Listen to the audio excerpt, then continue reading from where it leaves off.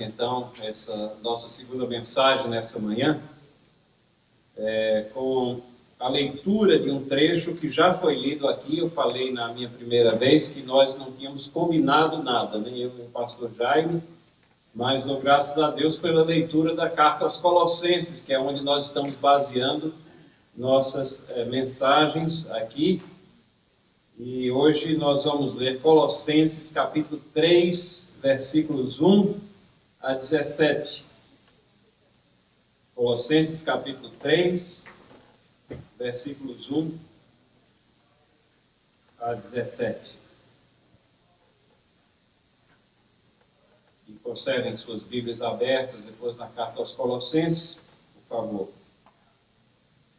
Colossenses capítulo 3, versículo 1 em diante diz assim: Portanto, se fostes ressuscitados juntamente com Cristo, buscai as coisas lá do alto, onde Cristo vive, assentado à direita de Deus. Pensai nas coisas lá do alto, não nas coisas que são aqui da terra, porque morrestes e a vossa vida está oculta juntamente com Cristo em Deus. Quando Cristo, que é a nossa vida, se manifestar, então vós também sereis manifestados com Ele em glória. Fazei, pois, morrer a vossa natureza terrena, prostituição, impureza, paixão lasciva, desejo maligno e a avareza, que é idolatria. Por essas coisas é que vem a ira de Deus sobre os filhos da desobediência. Ora, nessas mesmas coisas andastes vós também noutro tempo, quando vivieis nelas. Agora, porém, despojai-vos igualmente de tudo isso: ira, indignação, maldade, maledicência, linguagem obscena do vosso falar. Não mentais uns aos outros, uma vez que vos despistes do velho homem com os seus feitos, e vos revestistes do novo homem, que se refaz para o pleno conhecimento segundo a imagem daquele que o criou, onde não pode haver grego nem judeu, circuncisão nem incircuncisão, bárbaro, cita, escravo, livre, porém Cristo é tudo e em todos. Revesti-vos, pois, como eleitos de Deus, santos e amados, de ternos afetos, de misericórdia, de bondade, de humildade, de mansidão, de longanimidade. Suportai-vos uns aos outros, perdoai-vos mutuamente, caso alguém tenha motivo de queixa contra outrem. Assim como o Senhor vos perdoou, assim também perdoai vós. Acima de tudo, isto, porém, esteja o amor, que é o vínculo da perfeição. Seja a paz de Cristo o árbitro em vossos corações, a qual também fostes chamados em um só corpo, e sede agradecidos. Habite ricamente em vós a palavra de Cristo. Instruí-vos e aconselhai-vos mutuamente em toda sabedoria, louvando a Deus com salmos e hinos e cânticos espirituais, com gratidão em vossos corações. E tudo o que fizerdes, seja em palavra, seja em ação, fazei-o em nome do Senhor Jesus, dando por ele graças ao Pai. Vamos orar? Te agradecemos, Senhor, pela tua palavra, porque ela é tão clara, porque ela é orientação firme e segura para as nossas vidas. E pedimos perdão porque negligenciamos as diretrizes que temos nela e temos tantos problemas em nossas vidas exatamente por essa negligência. quando a solução para o nosso caminhar está bem à frente, está aqui, está claro. Ajude-nos, portanto, Senhor, a termos humildade, a atentarmos para as tuas diretrizes, a aplicá-las em nossas vidas, a sermos melhores servos teus, a considerar-te a prioridade das nossas vidas, a certeza de que Cristo Jesus, nosso Salvador, é tudo em todos. E é no nome dele que nós oramos e pedimos orientação para esses momentos agora. Amém. Meus irmãos, nós temos falado dentro dessa carta aos Colossenses, e o texto central nosso é Colossenses 3, 11, onde está a expressão Cristo é tudo em todos, que é o tema dessas nossas duas mensagens, dentro do tema maior da nossa conferência, que é conhecendo o majestoso Cristo.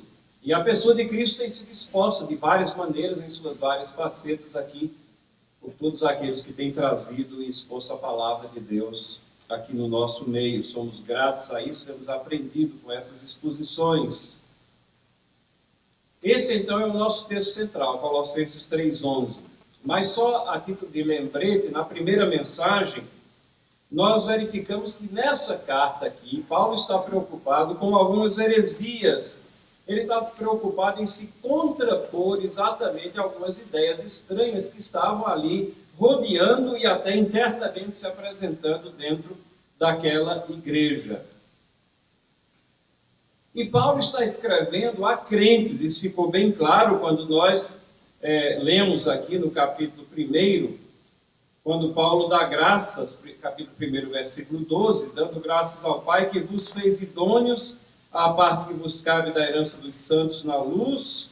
Ele nos libertou do império das trevas, nos transportou para o reino do Filho do seu amor, no qual temos a redenção e a remissão dos pecados. É uma carta escrita para crentes, crentes que já foram trasladados de uma posição de pecado, de perdição eterna, para uma posição de salvação, crentes que possuem integridade no Senhor Jesus Cristo, porque Ele, o único sem pecado, pagou os pecados do seu povo lá na cruz do Calvário, e é Ele que transfere para nós a sua justiça, o seu manto de justiça nos cobre, de tal maneira que Deus olha para nós e nos vê como um povo redimido, justo, santo, agradável a Ele.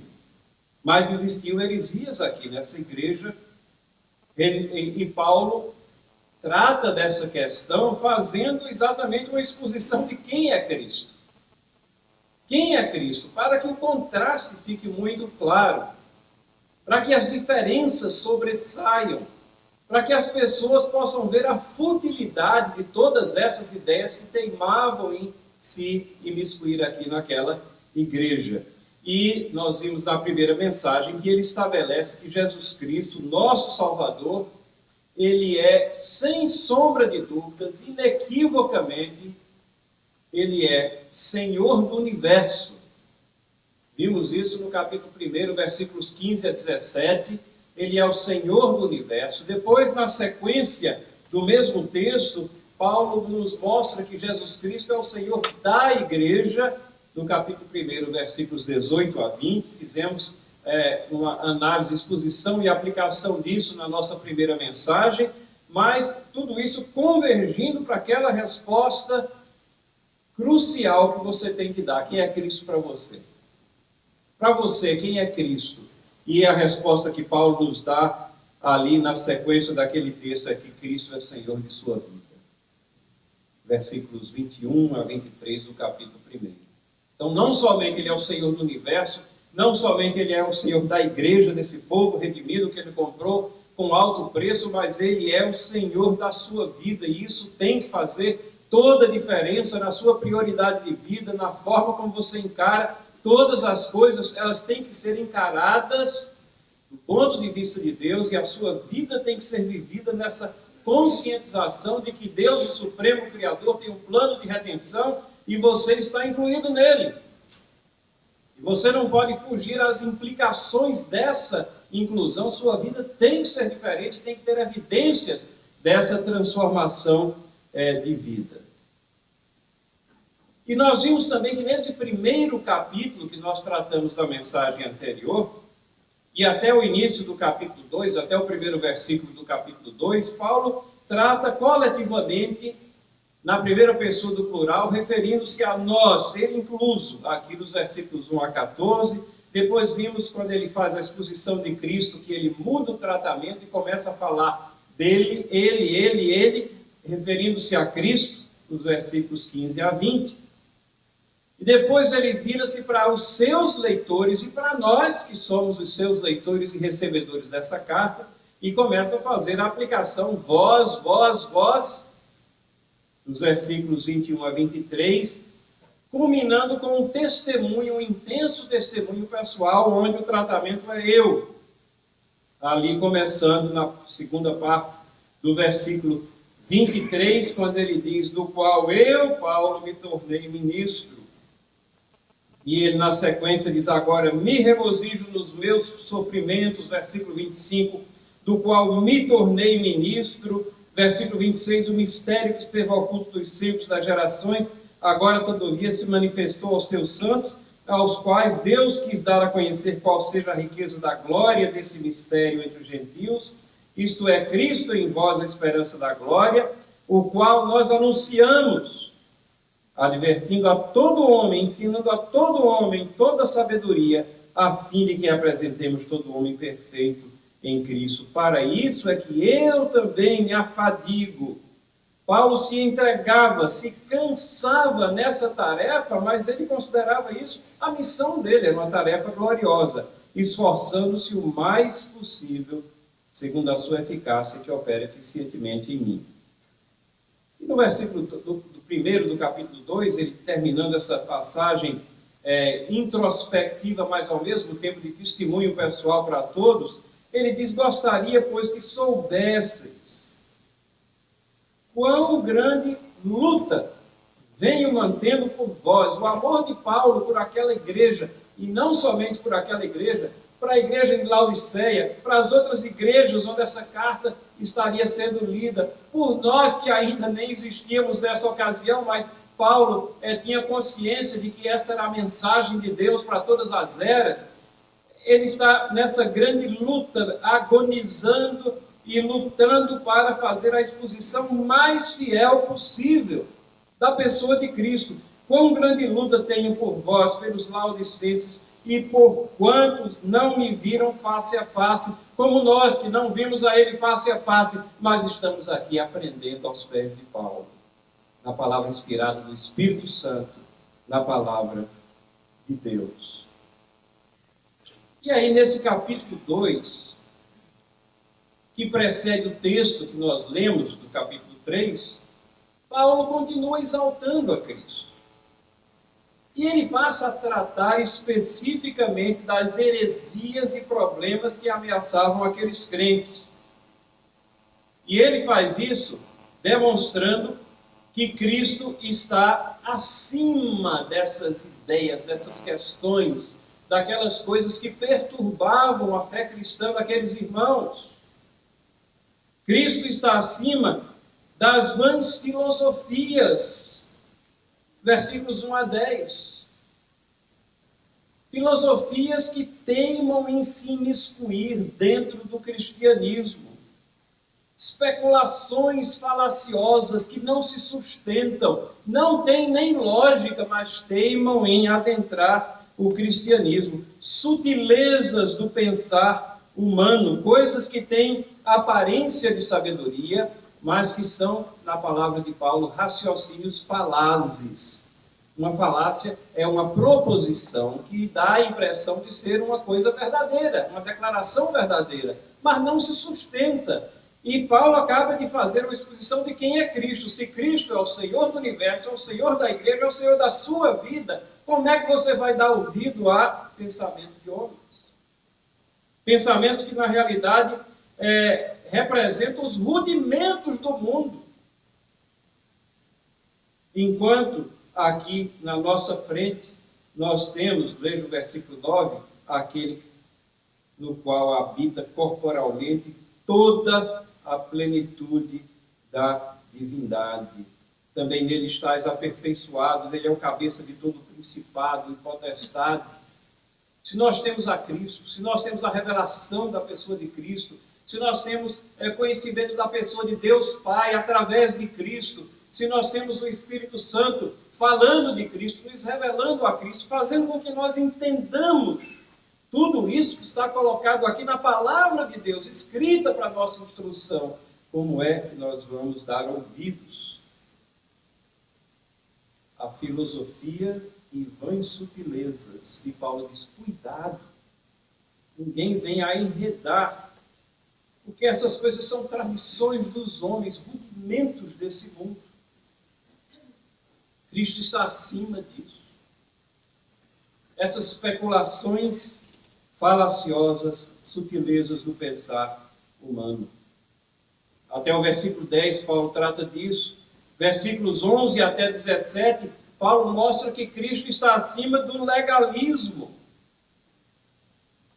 Rituais que fizeram parte até da religião judaica até a vinda de Cristo e que tinham o seu propósito até apontar para Cristo, mas que agora renitentemente teimavam em se imiscuir na vida da igreja, e as pessoas diziam, a sua fé só é fé completa, só é um cristianismo verdadeiro se você seguir isso, isso, isso e aquilo. Rituais anacrônicos, fora da visão cronológica das coisas, fora do plano de redenção de Deus.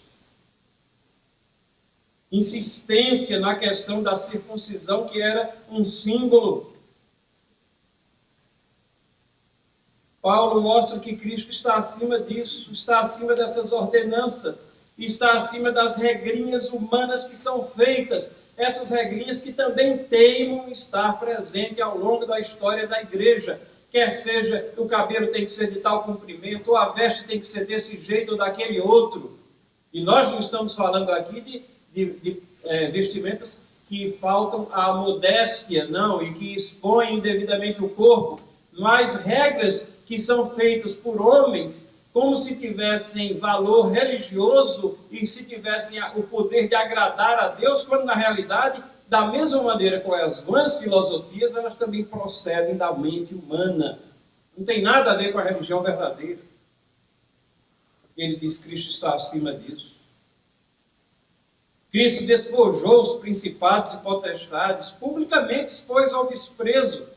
Cristo já triunfou na cruz, ele diz lá no versículo 15. E, consequentemente, não se deixem enredar por essas regrinhas. Versículo 16, ninguém, pois, vos julgue por causa de comida ou bebida, ou dia de festa, ou lua nova, ou sábados. Porque tudo isso tem sido sombra das coisas que haviam de vir. Coisas que estavam lá inerentemente ligadas à prática religiosa do Antigo Testamento, mas que eram sombras, apontavam, tinham seu propósito, e na dispensação dos tempos, aquilo tudo foi cumprido. Agora adentramos uma nova era na história da igreja, agora estamos na era da internacionalização, onde ela está não mais conectada a uma nação específica, mas aonde agora ela abrange povos de todas as raças, tribos, línguas, nações. E onde nós temos muito claramente a visão do que foi a pessoa de Cristo, o seu lugar na história, a sua vinda, a sua vida, a sua morte na cruz, a sua ressurreição. E essas coisas estão muito acima das sombras do Antigo Testamento. Então, Cristo está acima de tudo isso. Cristo está acima, portanto, das vãs filosofias. Cristo está acima do legalismo. Cristo está acima do misticismo. Irmãos, como o misticismo que estava presente naquele momento está tão presente nos dias de hoje também, as pessoas confundindo fé cristã com misticismo. E é interessante que às vezes as pessoas mais místicas possíveis são aquelas que se apresentam como sendo as mais espirituais e especulam.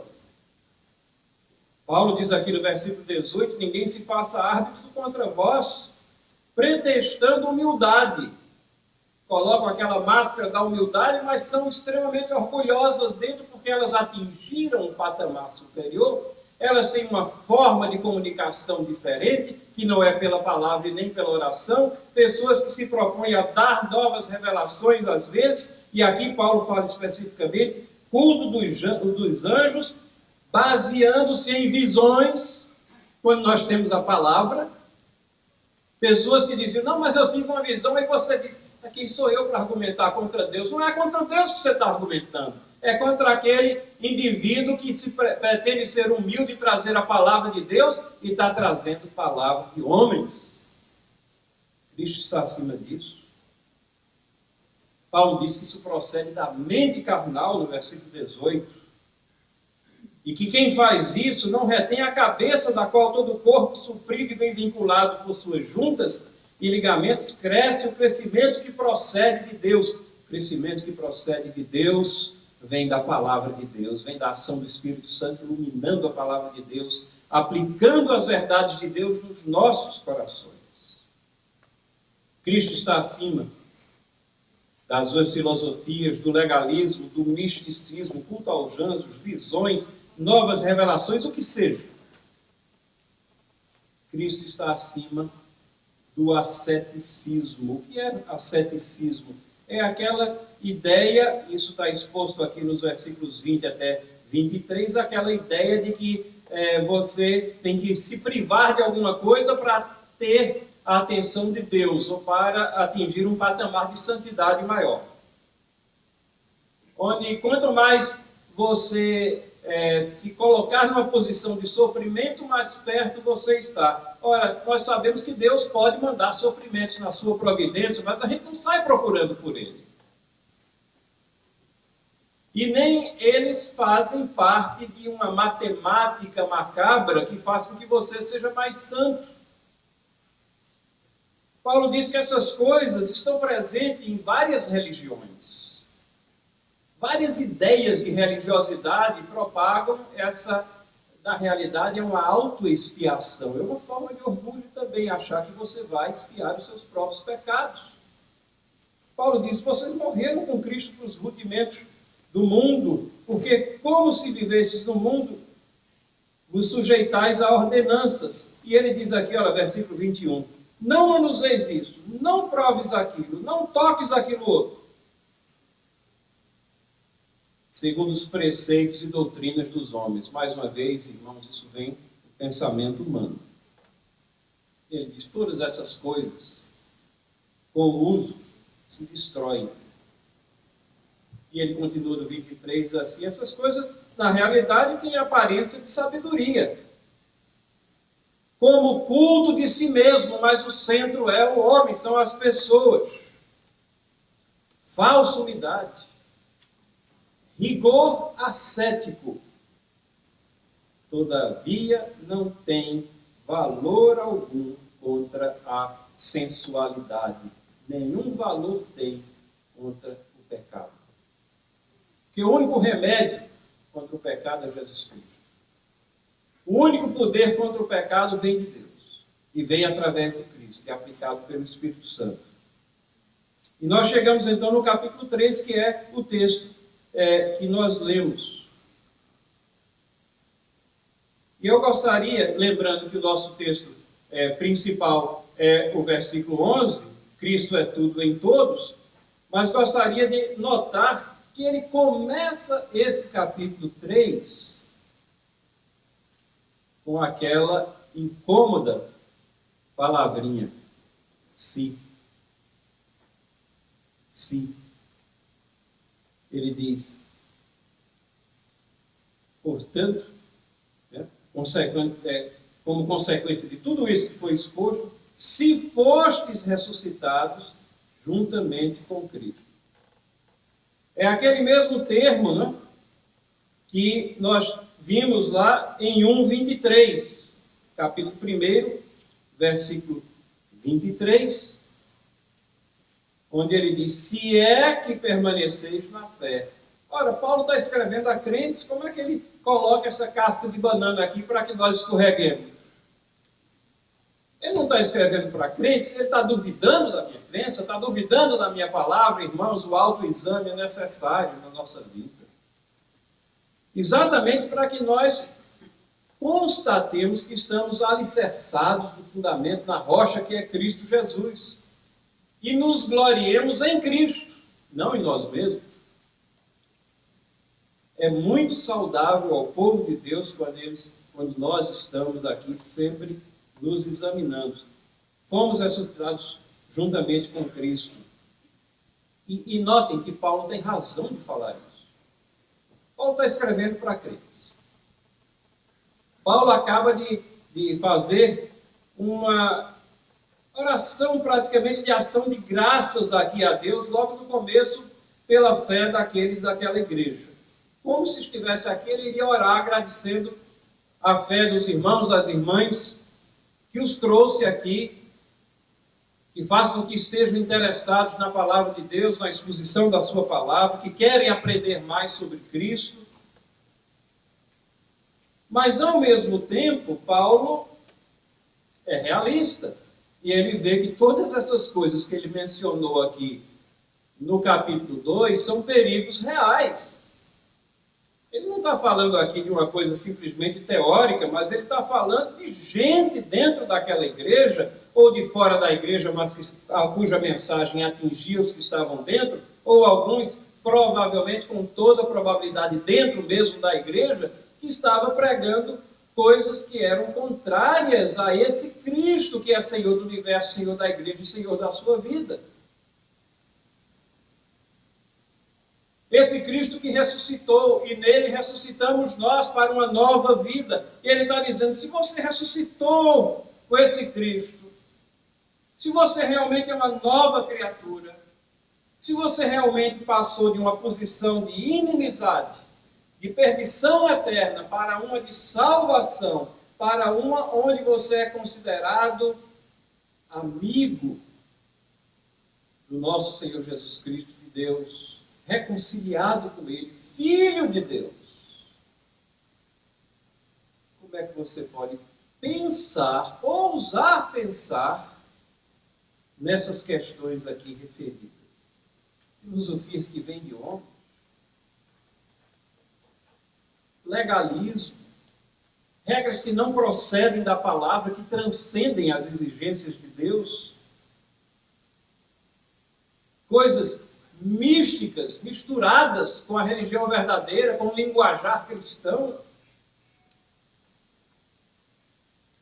achando que é por não fazer isso ou aquilo, ou se privar de alguma coisa, que você vai encontrar o favor de Deus. Como é que isso pode fazer parte do seu pensamento?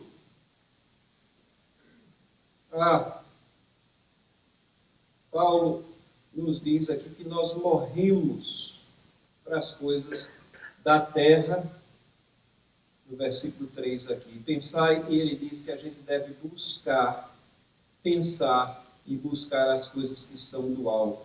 Porque é lá no alto que Cristo vive. Cristo vive acima de todas essas coisas. Cristo está assentado à direita de Deus, é o que nós temos no versículo 1 do capítulo 3. Pensar nas coisas lá do alto, não nas que são aqui da terra. Porque morrestes e vossa vida está oculta juntamente com Cristo em Deus. Nós continuamos existindo nesse mundo. Cristo disse, não peço que os tires do mundo, mas que os livres do mal. Mas existimos e estamos aqui para servir a Deus. Para pensar nas coisas de Deus, para glorificar a Deus em todas as nossas ações. Irmão, se nós estivéssemos com a nossa mente sintonizada em Cristo Jesus, nas coisas de Deus, teríamos muito menos problemas em nossa vida no que diz respeito às ciladas do pecado. Não há promessa de que não teremos aflições nessa vida, pelo contrário, no mundo tereis aflições, mas tende bom ânimo. E de onde vem esse bom ânimo? De onde vem aquela paz que só Ele pode dar? A minha paz vos dou, não vos dou como o mundo a dá, não se turbe o vosso coração essa paz vem exatamente dessa intimidade, dessa sintonia que nós temos com o nosso Deus, com Cristo Jesus, quando nós estamos buscando as coisas que são do alto e não as que são aqui da terra. Mas deixa eu voltar para o texto central. Cristo é tudo em todos. Nós morremos para as coisas da terra. As coisas da terra estão aqui, nós nos servimos dela, mas elas nunca podem evitar as nossas prioridades de vida e muito menos a nossa prática religiosa. E ali, já pulando aqui para o versículo 11, nós vamos voltar ainda para ver algumas coisas aqui, mas no versículo 11 nós vemos que Cristo é tudo em todos. É a centralidade de Cristo que está sendo exposta aqui nessa conferência, nesse encontro da fé reformada. Ele é o ponto central da mensagem de Paulo. Em Cristo nós somos novas criaturas. No versículo 10 diz assim: vos revestistes do novo homem. O novo homem. E nós não temos que nos conformar a esse mundo, tomar a forma desse mundo, mas sim a imagem daquele que nos criou.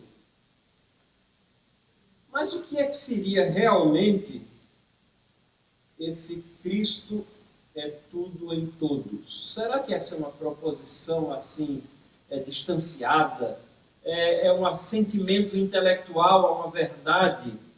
O que é que realmente significa Cristo é tudo em todos? Eu creio que nós podemos começar olhando o contexto do verso. Porque essa proposição, essa declaração, ela está na sequência de algumas verdades que Paulo colocou aqui no próprio versículo 11. Note que Paulo não indica que essa transformação, esse passo milagroso que é a nossa salvação, e eu disse na primeira mensagem, isso é o grande milagre de Deus, é a transformação de vidas. Pessoas andam ávidas por um milagre. Esse é o grande milagre de Deus. É a transformação de uma vida. É essa colocação de carne e ossos secos. Essa é a representação do que significa a regeneração, a nova vida em Cristo Jesus, a forma como eles de ossos secos passam a ganhar vida, na qual velhas pessoas se transformam em novas pessoas, e que resulta em que nós somos todos aceitos por Deus, com base no sacrifício de Cristo Jesus. Não naquilo que nós fazemos por nós mesmos, mas com base naquilo que Cristo fez por nós. Então, Paulo está dizendo aqui para nós, Cristo é tudo em todos, ele está dizendo que a nossa salvação, essa suficiência de Cristo para nós, que nos leva da perdição eterna para uma salvação eterna, ela não é baseada em algumas coisas aqui, pelo menos 4, que ele coloca no próprio versículo. Ela não é baseada numa linhagem étnica, numa descendência. E aqui, no caso, ele fala da questão de judeu ou gentil. Ele diz, para Cristo não tem grego nem judeu, ou judeu e não judeu. E quando fala de grego, ele fala daqueles que estavam debaixo da civilização grega. A língua grega era a língua franca, era o inglês da época, era o grego. Como ele pode falar também daqueles judeus da dispersão que já haviam absorvido a cultura helênica, a cultura grega. Mas ele está dizendo, a salvação não faz parte da linhagem. Não é porque você é judeu que você vai ser salvo, que você é transformado. Nem é porque você vem de uma civilização que se julga superior, uma civilização que julga que a intelectualidade está atingindo o ápice, o ponto culminante, que você vai ser salvo. Não. Não tem nem judeu nem grego para Cristo. Tem pessoas. Não é pelo os rituais religiosos praticados. Porque Paulo diz aqui, fala da circuncisão e da incircuncisão. Não é pela circuncisão, nem incircuncisão. Então, não é pela raça sua, não é porque você nasceu aqui em Manaus que você vai ser mais abençoado do que quem nasceu lá na minha terrinha de Pernambuco. Não. Para Cristo, nós somos todos pecadores e precisamos da salvação. Não há judeu, não há grego, e nem é pelo ritual religioso que alguém pratica, circuncisão ou não circuncisão. Isso era um grande problema naquela época ali. Muitos estavam requerendo que os crentes fossem todos circuncidados. Então, o que é que eles faziam com isso? Introduziam um ritual humano na aceitação por Deus daquela pessoa. A salvação é algo bem diferente. É nos méritos de Cristo na cruz do Calvário. Tem nada a ver com os rituais. Não é pela educação ou pelo nível de civilização alcançado. E aqui ele cita os bárbaros, que eram aqueles povos mais cruéis, sem cultura, aqueles povos que nas suas guerras exterminavam tudo, arrasavam tudo. E ele cita especificamente os citas. E os citas eram considerados mais bárbaros dos bárbaros. Pense numa pessoa ruim, os citas eram piores ainda. Meu filho está lá no Camboja, faz um trabalho missionário lá. A história do Camboja é uma história triste. O Camboja é um país que fica lá encostado com o Vietnã. A história do Vietnã a gente lembra um pouco mais. Você tem o Vietnã do Norte, que era comunista, tem o Vietnã do Sul, e houve uma guerra entre eles, envolvimento dos Estados Unidos, terminaram os comunistas invadindo do Norte, invadindo o Sul, utilizaram-se do Camboja, tinha uma trilha na qual eles carregavam os armamentos, pessoas, tudo, e atacaram o Sul pelos flancos também, terminou tudo, o Vietnã unificado, regência dos comunistas. No rastro de tudo isso daí, o Camboja ressurge um governo também de orientação comunista, ou pelo menos se propunha a ser isso. Era chamado Khmer Rouge, né?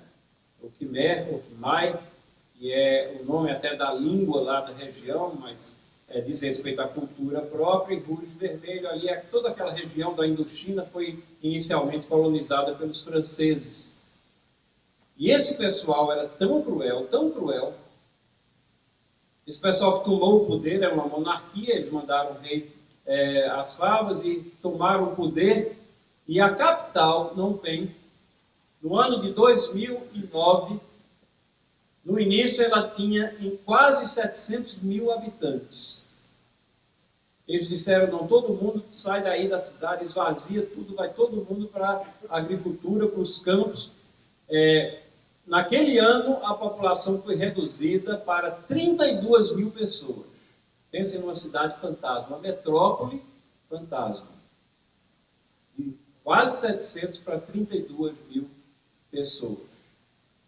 E não foi só nessa cidade, nas outras cidades, e então eles encheram os campos e exauriam as pessoas ali, médicos, advogados, pedreiros, não interessava a profissão. Todos eles tinham que submeter àquela regência central do que eles deviam falar, do que eles deviam fazer e como eles deveriam viver, escravidão do povo pelo próprio povo. E aí, a estimativa é que nos próximos anos ali, 4, 5, 6 anos que se seguiram a esse grande êxodo urbano de volta aos campos, foram assassinadas. A estimativa varia de 2 a 5 milhões de pessoas naquele país. 2 a 5 milhões de pessoas assassinadas. Aqueles campos que eram lavoura, campos de arroz, ficaram conhecidos como campos do silêncio, porque só os mortos ali, os esqueletos, estavam naqueles campos onde outrora se plantava alguma coisa. Por que é que eu estou fazendo essa referência? Porque Esse pessoal, esses comunistas do Camboja, eles eram tão ruins que os comunistas ruins do Vietnã invadiram o Camboja e expulsaram eles, não aguentavam aqueles vizinhos nada de tão ruins. Era como se fossem os citas aqui. Então os citas eram mais bárbaros dos bárbaros. E Paulo está dizendo que para Cristo o grau de civilização ou de barbaridade ou de barbárie que existe, isso daqui não é o que vai gerar a salvação ou perdição. Você, meu irmão, minha irmã, que não tem a Cristo Jesus, mas tem pecado no seu coração, sua potencialidade de fazer o mal é tão intensa, tão grande quanto aqueles que exterminaram 2 a 5 milhões de pessoas. No nosso estado natural, se a gente lê Romanos capítulo 3, ali é como se fosse um espelho, e nós estivéssemos olhando a nós mesmos, a não ser pela graça, misericórdia e amor de Cristo Jesus. Não há ninguém que busque a Deus, não há um bom, não há um sequer. Somente Cristo e a sua misericórdia. Cristo é tudo em todos. Barco ou cito, não é pela educação, pelo nível de civilização alcançado. Não é pela condição social ou econômica que você vai ter a Cristo. Escravo ou livre. Escravo ou proprietário do escravo. Você pode ser podre de rico, mas você não vai conseguir obter a sua salvação baseado ou confiado no seu dinheiro. Ou você não pode ter nada. Jesus Cristo não está dando opção aos pobres, não. Não é pela pobreza que você vai alcançar lá. Isso é história que a mente humana inventou para boi dormir.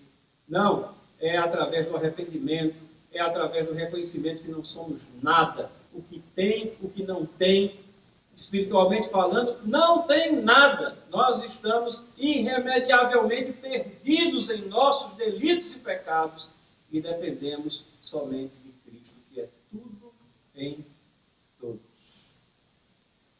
Então esse é o contexto dessa declaração aqui. Resumindo, não é por nada nosso, de nós mesmos, mas Cristo é tudo em todos.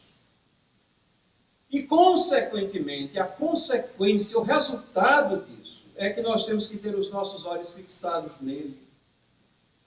E nós temos que viver em harmonia uns com os outros, nós que fomos redimidos por Cristo Jesus. Nós temos que nos desvencilhar das coisas da terra. Nós temos que nos empenhar em agradar ao grande Deus, autor da nossa salvação. Nós temos que agir no e pelo Espírito Santo de Deus que habita em nós. Mas praticamente, detalhadamente, o que significa esse Cristo é tudo em todos? O que significa fixar os olhos em Cristo? O que significa tê-lo como prioridade nas nossas vidas? Irmãos, Paulo nos dá esse mapa da mina aqui. Ele diz assim em detalhes o que é que significa Cristo tudo em todos. Para isso a gente volta um pouquinho aqui para ver esses passos que nos são dados por Paulo. Paulo, de uma forma bem prática, nos aponta o que é considerar Cristo o ponto central de nossa vida, tudo em todo. Vamos voltar aqui ao versículo 5 agora, porque ele já vem dizendo isso. O texto é central, Cristo é tudo em todos, mas ele já vem dizendo, já vem dando esses passos. E a primeira coisa que nós temos que fazer, e diz aqui no versículo 5, fazer morrer. Uma outra versão diz assim, extinguir, exterminar. Mata. Extermina o quê? A nossa natureza terrena. A nossa natureza terrena. Irmãos, somos resgatados. Temos que exterminar a nossa natureza terrena. Fazer morrer. E aqui Paulo ele faz uma relação, preste atenção, uma relação de pecados que afetam o nosso amor por Deus. Todos os pecados que ele vai colocar aqui, eles têm isso em comum. Eles afetam o nosso amor por Deus. Eles cegam as pessoas. Eles nos cegam. Quando nós nos envolvemos com essas questões que são da natureza terrena, eles cegam, nos afastam de Deus. Coisas que cegam, promovem a busca de nossa própria satisfação. E é a nossa própria satisfação, e não é a nossa satisfação no Senhor, mas é a nossa satisfação pecaminosa. Coisas que são características da nossa natureza terrena. Coisas que gratificam o eu. Paulo está escrevendo a crentes, meus irmãos. Crentes. Mas eles sentem a necessidade de fazer essa relação aqui, porque essas coisas são observadas tristemente no meio da igreja, no meio de crentes, no meio das famílias. E aí, que pecados são esses que afetam o nosso amor por Deus? Está aqui bem claro. Prostituição. Prostituição. Começa aqui já falando de pecado sexual ou exercício da sexualidade fora dos limites do casamento.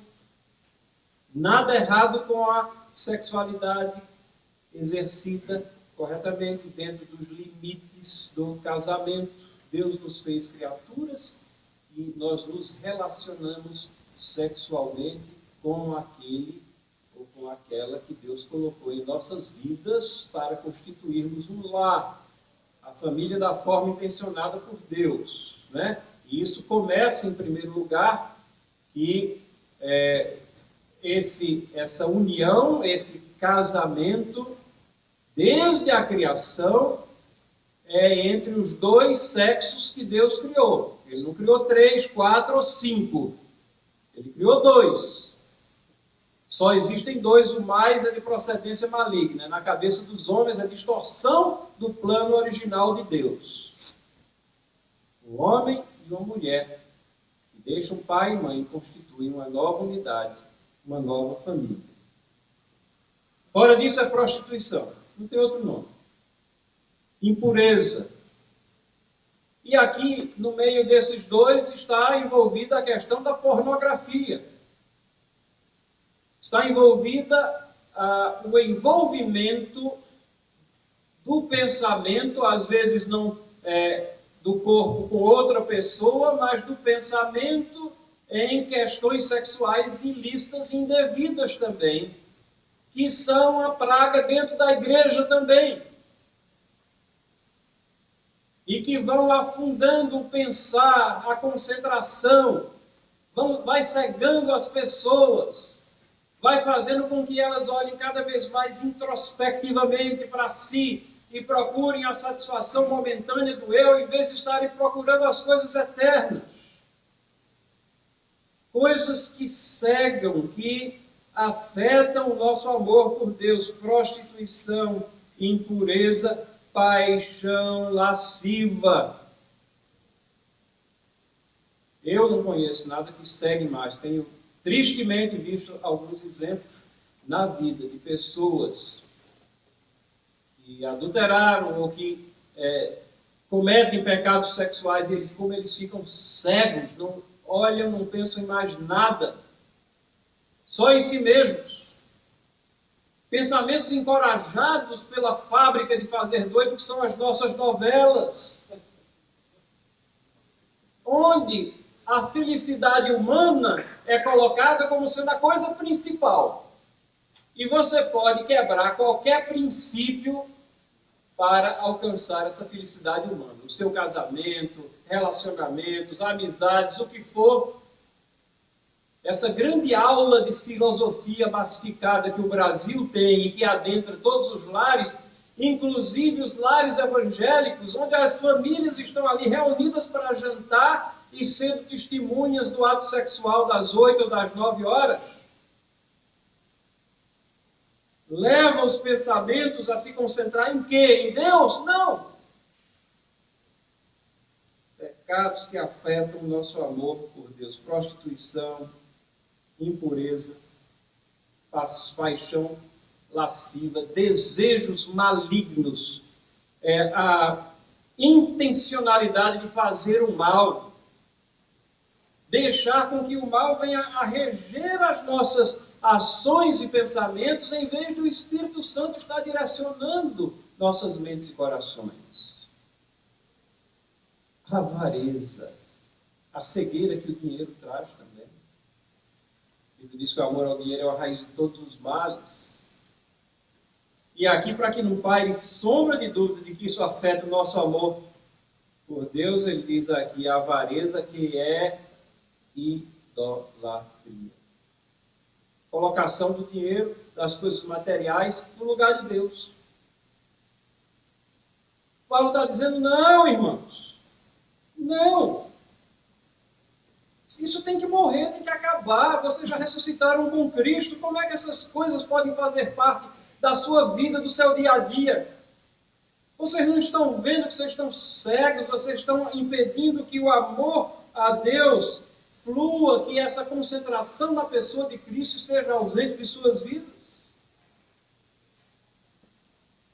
E ele continua aqui, nos versículos 6 e 7.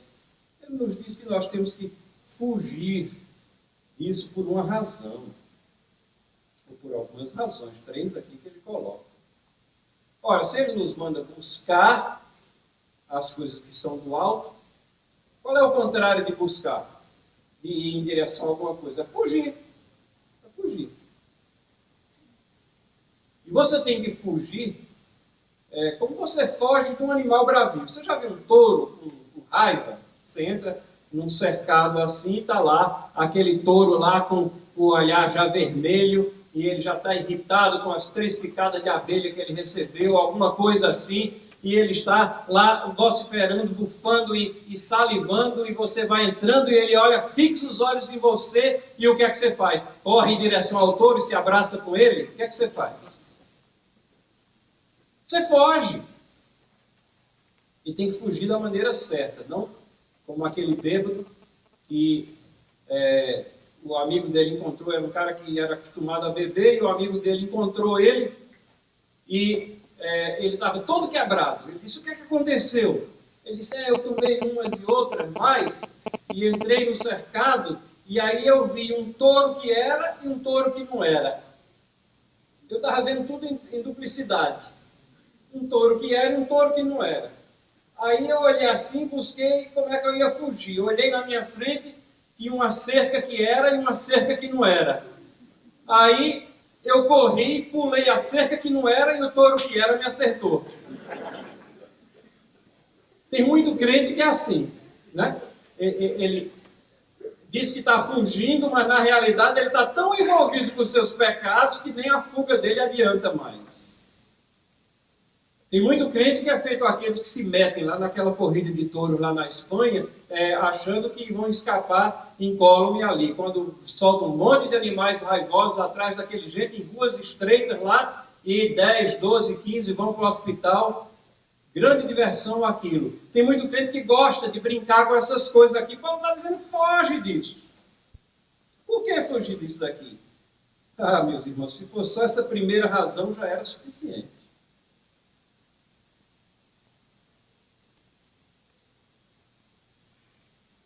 Por essas coisas, versículo 6, é que vem a ira de Deus. A ira de Deus. A indignação de Deus. Lembra que Elias falou da indignação de Cristo Jesus? A gente estava comentando depois.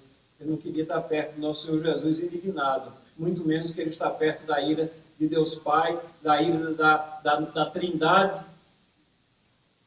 Essas coisas que foram relacionadas, esses pecados aqui que impedem o nosso amor por Deus, eles são alvo da ira de Deus. E é por isso que a gente tem que fugir delas. E há uma continuidade aqui sobre os filhos da desobediência, porque essas coisas caracterizam os filhos da desobediência. Essas coisas não caracterizam os crentes. Essas coisas caracterizam os descrentes. E aí, ele dá ainda uma terceira razão aqui. Ora, nessas mesmas coisas andastes vós também, no outro tempo, quando vivias nela. Essa declaração nos diz duas coisas. Primeiro, que não existe pecado que não possa ser remediado ou resgatado pelo sangue de Cristo Jesus. E Paulo repete isso em outros locais, quando ele dá também o catálogo de pecados, ele diz, tais fostes alguns de vós. Ali tem todo tipo de sujeira, tais fostes no passado. Hoje em dia há uma ideia de que a igreja de Cristo ela tem que ser conivente com o pecado. Ela tem que abrir uma igreja gay na esquina para que haja a prática da homossexualidade em paz. Isso é contrário à palavra de Deus. Sobre estas coisas vem a ira de Deus. Porque essas coisas caracterizam os descrentes. Os filhos da desobediência, essas coisas faziam parte das coisas de outrora, no outro tempo, quando vivieis nela. Então temos que deixar isso aqui. E Paulo continua. Ele diz que nós temos que nos despojar. É como se fosse uma roupa velha, mal cheirosa, suja. Aquele cheiro mal que você está vivendo com ele, e você não consegue se livrar dele, porque você abraça e gosta daquela roupa, mas ela está suja, ela nunca foi lavada. Ah, mas com a salvação, essa roupa velha, ela é tirada, você recebe um manto novinho, engomadinho, cheiroso da justiça de Cristo. É isso agora que ele reveste. Então você tem que se despojar. E ele diz, temos que tirar, nos despojar. E aí ele dá outra relação de pecados. Se ele falou de pecados antes que afetavam o nosso amor por Deus, agora ele vai colocar pecados que afetam o nosso amor pelo próximo, que afetam relacionamentos. É óbvio que se afeta o amor por Deus, os primeiros, afeta relacionamentos também. Aliás, uma das características do pecado sexual, as pessoas dizem, não, a vida é minha, eu só estou me afundando sozinho. De jeito nenhum. Você está afundando você, seu relacionamento com a esposa, seus filhos estão a ver navios, as pessoas que lhe conhecem, você está afetando um monte de gente. Mas aqui ele passa a tratar de questões que afetam o amor pelo próximo, que destrói relacionamentos. Versículos 8 e 9. E igualmente, de forma semelhante, nós temos que deixar para trás esses sentimentos e o ato correspondente. Agora, porém, despojai-vos igualmente. E o igualmente significa de forma semelhante. De tudo isso, ira, indignação, né? Sentimento e possivelmente o ato, a ação. Maldade, pensamento mal. Maledicência, que é o falar coisas com segundas intenções. Maledicência é exteriorizar o mal. Linguagem obscena do vosso falar. Palavrão. Palavrões, coisas que não edificam, coisas que ofendem. Todas essas coisas aqui, elas vão estragar relacionamentos. Você vai ter um bom relacionamento, vai ter um relacionamento harmônico com alguém que você vive irado, indignado, ou com alguém que você só tem maldade para com aquela pessoa, ou fala mal dela pelas costas, ou com alguém que você vive falando de forma dura ou obscena, utilizando termos que não convêm, que não deveriam nunca estar na boca de um crente. Não mintais uns aos outros. Mentira, como é que você pode formar relacionamentos em cima da mentira? Não, relacionamentos reais são firmados em cima da verdade. Então, irmãos, essas coisas, elas têm que deixar o nosso caminhar. Nós temos que nos despojar delas. Ah, mas ele continua aqui. Agora vem o lado positivo. O lado positivo que está nos versículos aqui 10 em diante aqui, nós temos: e vos revestistes o novo homem que se refaz para o pleno conhecimento, segundo a imagem daquele que o criou. E no versículo 11 que nós já lemos, onde não pode haver grego nem judeu, circuncisão nem circuncisão, bárbaro, cita, escravo, livre, porém Cristo é tudo em todos. Ora, se Cristo é tudo em todos, se Cristo está acima de todos aqueles pensamentos humanos, se Cristo é o Senhor do universo, é o Senhor da igreja, é o Senhor da sua vida, o que é que nós temos que fazer? Lembra que disse que Paulo dá um mapa aqui? Revestivos. Tira a roupa suja, bota a roupa nova. Essa roupa nova não foi você que confeccionou, não. Foi dada por Cristo Jesus, pelo Pai, através de Cristo. Foi Cristo que comprou essa roupa para você. Revestivos, pois, como eleitos de Deus, chamados, é Ele que busca, santos e amados. Revestivos de quê? Aqui fala do caráter cristão. Ternos afetos de misericórdia, bondade, humildade, mansidão, longanimidade. Isso é o caráter cristão. Você vê as coisas de um ângulo diferente. Você tem o amor lá como lastro. E ele é o seu ponto de julgamento das coisas, das incompreensões que você recebe. Você olha com benevolência a isso daí. Você tem mansidão, você não reage a situações que talvez você reagiria antes da sua conversão. Longanimidade, palavra quilométrica, enorme. Você nunca usa, você não chega de manhã para a sua esposa e diz: meu amor, estou me sentindo longânimo hoje. Acho que você nunca usou isso na sua vida. Mas ela é uma palavra bíblica, ela significa, ela é bem perto de paciência, mas ela significa mais do que isso. Ela significa a habilidade de suportar por um longo tempo uma situação que é não confortável, que é indesejável. Deus é longânimo. Ele nos aguenta. Isso é longanimidade.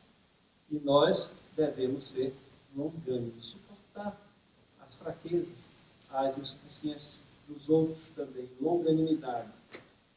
Veja aqui a questão do suporte uns dos outros, do perdão mútuo aqui, nas próximas qualidades que Paulo fala. Mesmo que tenhamos motivo, suportai-vos uns aos outros, perdoai-vos mutuamente, caso algum tenha motivo de queixa contra outrem. Assim como o Senhor vos perdoou, assim também perdoai vós. Se Cristo é tudo em todos, se Ele está acima dessas coisas, nós temos que estar também. E Paulo é bem realista, a Bíblia é realista, ela não coloca uma situação irreal. Não, é bem realista, ela diz, olha, às vezes nós temos motivo de queixa. Às vezes alguém nos fere injustamente. Mas mesmo que você tenha motivo de queixa contra alguém, perdoa. Você não foi perdoado? Você já pensou se o Senhor Jesus, cada vez que você peca, viesse cobrar a conta de você? Você estava frito, perdido, no inferno de cabeça para baixo. Não, não é assim não. Ele lhe redimiu, aqueles que o Pai lhes deu, ninguém nos arrebatará da sua mão. Ele lhe perdoou, com perdão infinito, completo. Cristo é tudo em todos, então você tem que perdoar também. E tem sempre que você perdoar, sempre que alguém pisar no seu calo, pense nisso. Pense como Jesus Cristo lhe perdoou. E esse suporte uns dos outros, suportai-vos uns aos outros. Aqui é suportar no sentido de apoiar, e é suportar no sentido de suportar mesmo. O cara é tão chato, mas ele é seu irmão em Cristo, você vai aguentar ele, por Cristo Jesus. Veja a precedência do amor aqui no versículo 14. Acima de tudo isso, porém, esteja o amor. O amor é o vínculo da perfeição. Isso quer dizer que o amor é aquele sentimento e um sentimento que não é só sentimento não, mas é traduzido em ação, né, que permeia todas as coisas. Está presente em tudo. Jesus Cristo disse, se você me ama, você vai guardar os meus mandamentos. Então, é uma coisa bem concreta. Amor não é algo assim descritivo, não, é algo bem concreto. Significa fazer e colocar em prática as coisas que agradam aquele a quem você ama. Se Cristo é tudo em todos, você vai saber o que é o amor como vínculo da perfeição. E aí você tem aqui a paz, veja a união como ela é ressaltada dentro da igreja de Cristo aqui. A paz de Cristo, seja a paz de Cristo o árbitro em vossos corações, a qual também vós fostes chamados em um só corpo, e sede agradecidos. Sede agradecidos. Então, nós somos chamados para a paz, meus irmãos, para viver em um só corpo. Nós não podemos ser ingratos. Desarmonia é sinal de ingratidão. Desarmonia dentro do lar é sinal de ingratidão. Desarmonia dentro da igreja é sinal de ingratidão. Fomos chamados para a paz. Concentração nas Escrituras. Habite ricamente em vós, versículo 16, a palavra de Cristo. Instruí-vos, veja o aspecto aqui, instrução, e aconselhai-vos mutuamente em toda sabedoria, louvando a Deus com salmos, hinos e cânticos espirituais com gratidão. Essas duas coisas estão ligadas, viu? Instrução e aconselhamento com louvor. Prestem atenção ao conteúdo, às palavras. A música é o veículo dessa instrução, desse aconselhamento.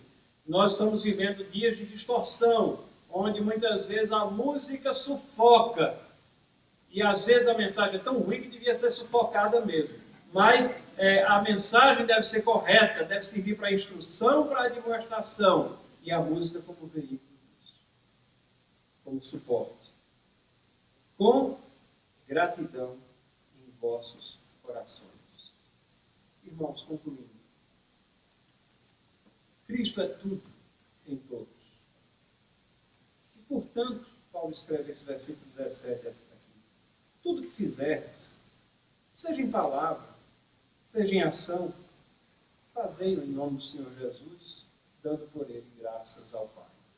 Se você tiver essa conscientização, pensar antes de fazer, antes de se precipitar, antes de pecar, pense no que Cristo fez por você. Pense em quem é Cristo. E não pense naquele Cristo, como eu disse lá na primeira mensagem, aquele Cristo cabisbaixo, às vezes até afeminado, que nós vemos nas gravuras, um Cristo impotente, às vezes ainda pendurado no madeiro. O nosso Cristo é o da cruz vazia, é o do túmulo vazio, é o Cristo vitorioso, é o Cristo ressurreto, é o Cristo que é Senhor do universo, Senhor da igreja, Senhor da sua vida. Com essa declaração de Paulo, Cristo é tudo em todos, ele está enfatizando. Nosso olhar, nossas prioridades de vida devem estar centradas em Cristo Jesus. Ele está, em outras palavras, apresentando a suficiência de Cristo em nossas vidas. E, consequentemente, ele está reforçando que o nosso caminhar tem que ser diferente. Não pode ser o caminhar do mundo. O nosso interesse pelo Evangelho, pela fé cristã, até pela fé reformada, não pode ser um mero interesse intelectual. Não pode ser um alinhamento com expositores abençoados. Mas deve resultar em transformação de vida. Cristo é tudo.